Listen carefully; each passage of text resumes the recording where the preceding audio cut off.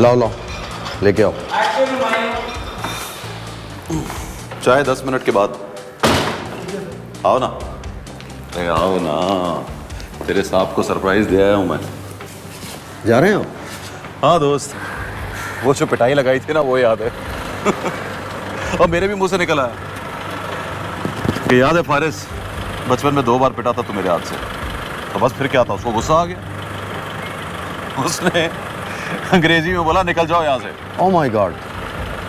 लेकिन मैंने भी लगाई एक उल्टे हाथ की। मारा आपने? और क्या, लेकिन इस बार उल्टे हाथ का एक ही काफी था। मुंह पर उंगलियों के निशान छोड़कर आ रहा हूं। गले लग।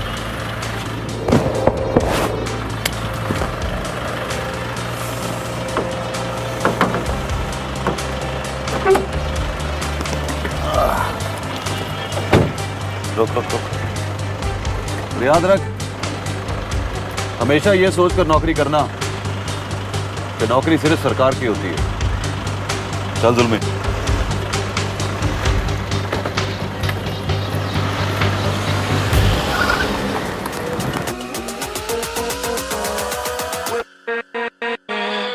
with